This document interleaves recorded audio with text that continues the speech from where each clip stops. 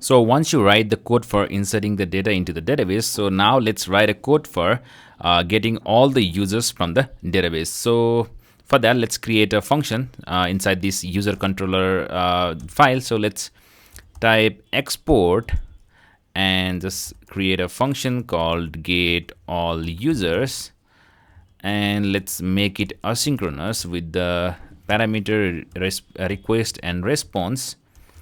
And inside here, so let's create a try catch block. So here you can just paste the same error handling with the response status 500, which is internal server error, and display the error message.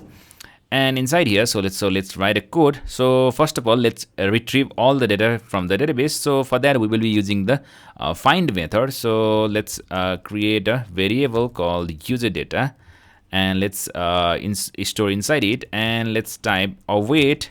And since we will be using the find method, so just type user.find. So this will retrieve all the data from the database. And so if there is no user, so we will be saying something like if there is no user, so just type user data. So if there is no user data, or the user data length is equals, so just provide 3 equals 0, then so we just have to return the response, something like just type return response dot status. So we will be returning the 404 not found status, and just provide the message in JSON, something like just type something like user data not found.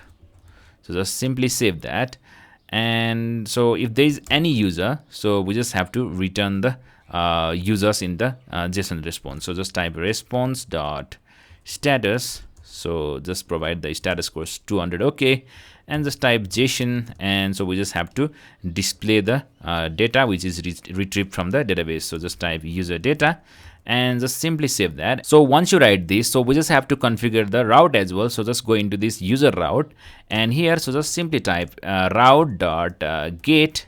So just simply type get. So this is the get HTTP method, and so we just have to give the route something like you can say users, and here just provide comma, and so we just have to insert the method, so which is get all users. So make sure to import here as well.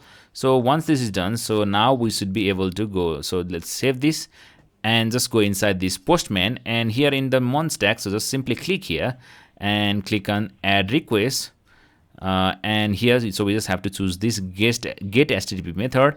And here, so instead of this API user, so we just have to type API/user. So just type HTTP localhost 8000 API/user. So since we are using users here, and the API is from this index.js. So now let me again go to the Postman, and so let me just click on send.